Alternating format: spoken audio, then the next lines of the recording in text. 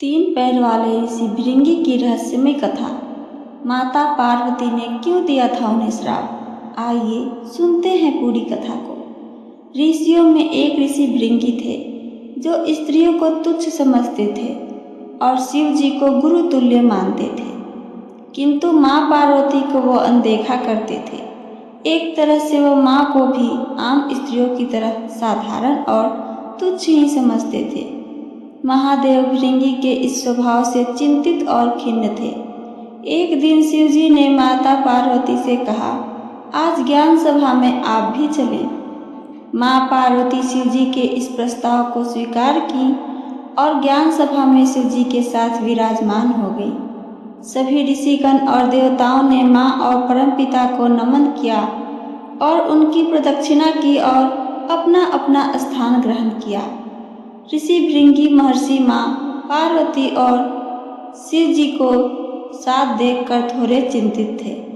उन्हें समझ नहीं आ रहा था कि वो शिव जी की प्रदक्षिणा कैसे करें। बहुत विचारने के बाद भृंगी ने महादेव जी से कहा कि वे अलग खड़े हो जाएं। शिव जी जानते थे भृंगी के मन में क्या बात है।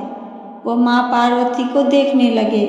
माता पार्वती उनके मन की बात पढ़ ली और वो शिव जी के आधे अंग से जुड़ गईं और अर्धनारीश्वर रूप में विराजमान हो गई।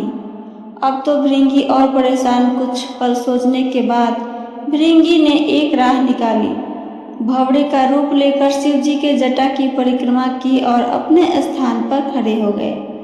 माता पार्वती को भृंगी की ओछी सोच पर बहुत क्रोध आ गया। उन्हें भृंगी से कहा, तुम्हें स्त्रियों के से इतना ही परहेज है तो क्यों न तुम्हारे में से स्त्री शक्ति को पृथक कर दिया जाए।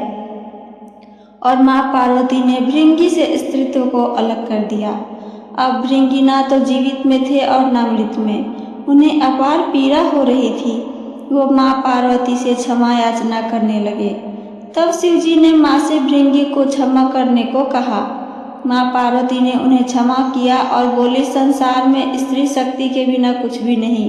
बिना स्त्री के प्रकृति भी नहीं, पुरुष भी नहीं। दोनों का होना अनिवार्य है और जो स्त्रियों को सम्मान नहीं देता वो जीने का अधिकारी नहीं है। जब भी भगवान शिव के गणों की बात होती है तो उनमें नंदी, भृंगी, श्रृंगी इत्यादि का वर्णन जरूर आता है। भृंगी शिव के महान गण और तपस्वी हैं। भृंगी को तीन पैरों वाला गण कहा गया है। कवि तुलसीदास जी ने भगवान शिव का वर्णन करते हुए भृंगी के बारे में लिखा है, बिनुपद होए कोई बहुपद बाहु। अर्थात शिवगणों में कोई बिना पैरों के तो कोई पैरों वाले थे। यहाँ कई पैरों वाले से तुलसीदास जी का अर्थ भृंगी ही है।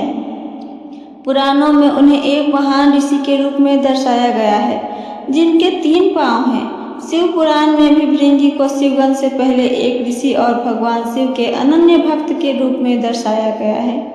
भृंगी को पुराणों में अपने धुन का पक्का बताया गया है।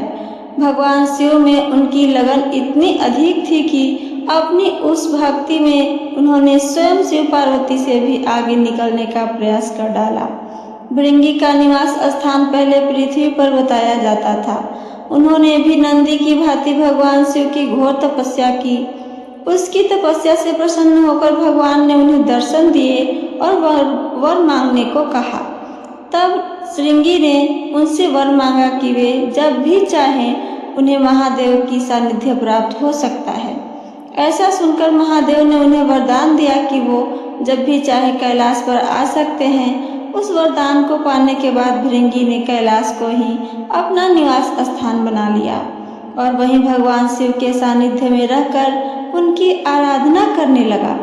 भृंगी की भक्ति भगवान शिव में इतनी थी कि उनके समक्ष उन्हें कुछ दिखता ही नहीं था।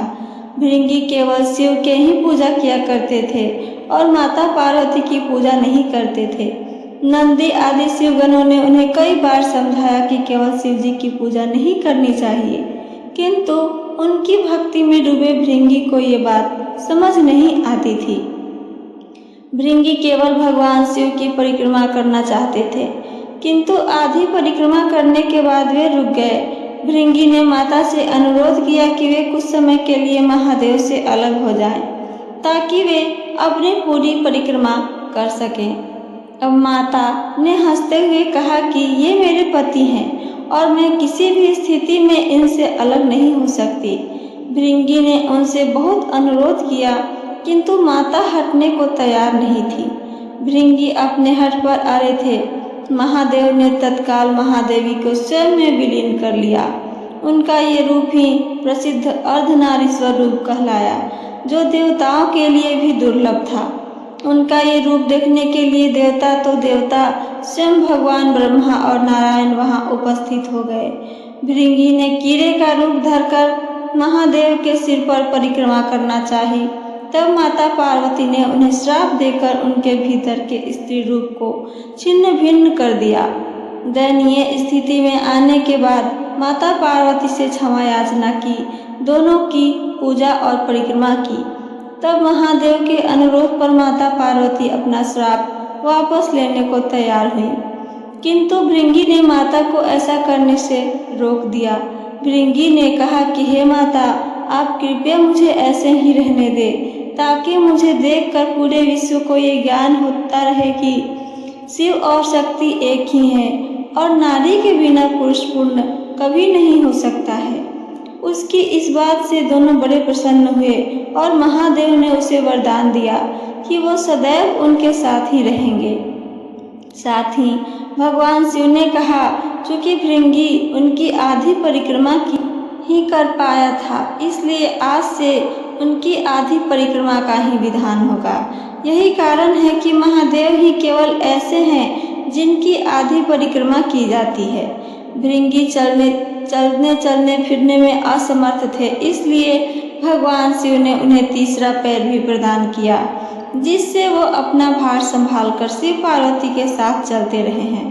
शिव का अर्धनारीश्वर रूप विश्व को ये शिक्षा प्रदान करती है कि पुरुष और स्त्री एक दूसरे के पूरक हैं। शक्ति के बिना तो शिव भी सौ के समान हैं। अर्धनारीश्वर रूप में माता पार्वती का वाम अंग होना ये दर्शाता है कि पुरुष और स्त्री में स्त्री सदैव पुरुष से पहले आती है और इसी कारण माता का महत्व पिता से अधिक बताया गया है। तो ये थी मेरी आज की कथा। मेरी कथा आप सबको पसंद आई हो तो चैनल को सब्सक्राइब करके वीडियो को लाइक करना ना भूलें। साथ साथ अपना एक प्यारा सा कमेंट करके हमें ज़रूर बताइए। सुनने के लिए धन्यवाद। हर हर महादेव।